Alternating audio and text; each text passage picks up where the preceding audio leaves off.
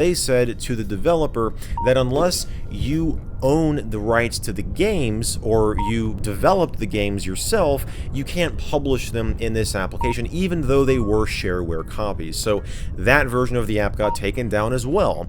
And then the developer just finally caved in and removed both of those features from the application and re-released it a little while later to where it was just a DOS emulator that you couldn't really do anything with.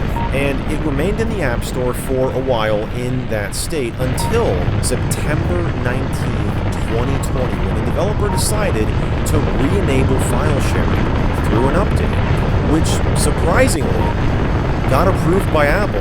So perhaps they changed their mind about this whole thing. Perhaps they were opening up a little bit, allowing emulators to do this, and everything was going to be great, right? Nope, because less than a year later, after the developer published an update to iOS with bug fixes, Apple sent over a really nice email that read, "Upon reevaluation, we found that your app is not in compliance with the App Store review guidelines. Specifically, your app executes IDOS package and image files and allows iTunes file sharing and file support for importing games.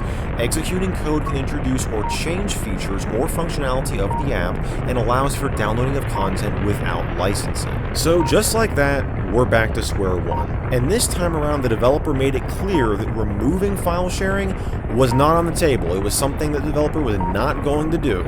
So the app was eventually removed. But luckily, the developer notified everybody that this was going to happen and encouraged people to download it while they could, which I did.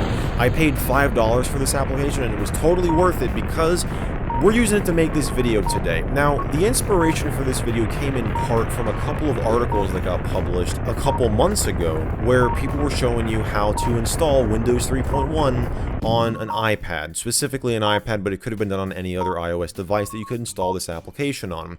And I believe that that is how Apple heard about this. I mean, of course, it was in the App Store, but I guess it just kind of slipped through the cracks. And once it was getting all this press, once a bunch of people were writing about it and downloading the app, Apple kind of discovered what had happened and then sent the developer that email, and then